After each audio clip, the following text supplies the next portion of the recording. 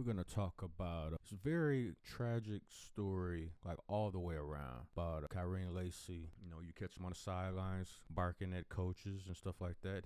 But for all intents and purposes, he didn't seem to be a bad guy. It's just unfortunate. He had an incident to where he hit and killed a 78-year-old man, and he was going to go to trial for it. And the evidence seemed to point in the direction that some people can't handle going through certain things. And I'm not excusing what he did, because the family of the man that lost his life, Lacy's father breaks his silence on his son's death. The father of former LSU wide receiver Kyren Lacy broke his silence on his son's death on Sunday, as authorities revealed details about what transpired before he died by self-deletion. Kenny Lacy wrote a message to parents on his Facebook hours after it was revealed his son had died in the Houston area. Young parents, start talking to your kids at a very early age, and make sure they are confident and comfortable confiding in you, he wrote on the social media platform.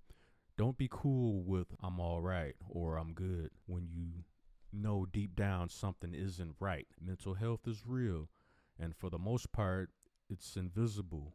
Don't ignore the signs, even if they may seem small. Our lives have changed forever, and this will never be okay. But God needed my baby more than he was needed here. This has to be the biggest pill our families have had to swallow.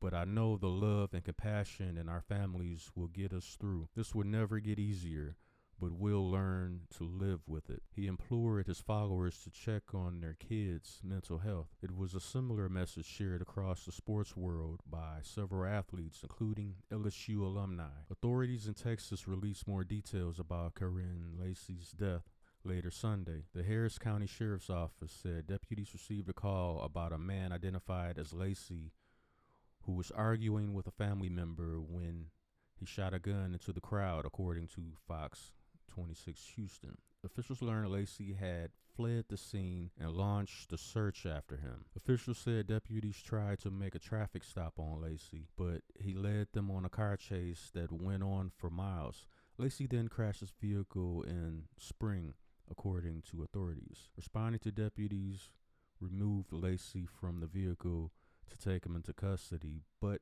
he was found with a self-inflicted gunshot wound and was pronounced dead, at the sheriff's office said. This is bad all the way around. I ain't gonna lie. Harris County Sheriff's Office, homicide detectives, and crime scene units conducted an investigation of the incident. A statement read via Fox 26 Houston.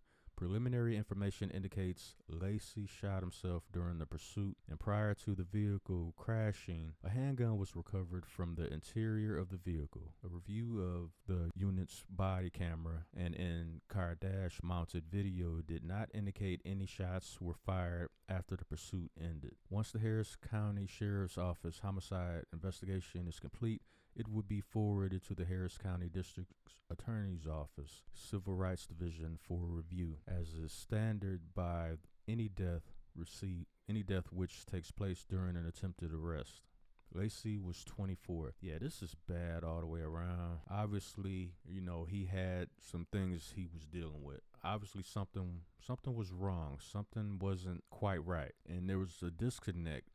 This is why the father is coming out saying what he's saying, because he did more, should have noticed certain signs. He's obviously asked his son, like the questions that he mentioned like earlier in the article. He sounds like he's speaking from experience. Don't just tape, "I'm good and everything's fine" at face value. You got to sit down and you got to talk with your kids and find out exactly, peel back the layers of defense that's there, because kids, maybe Kyren felt he couldn't come out and talk to his parents, and maybe that was one of the issues here. And it's just, this whole situation is bad.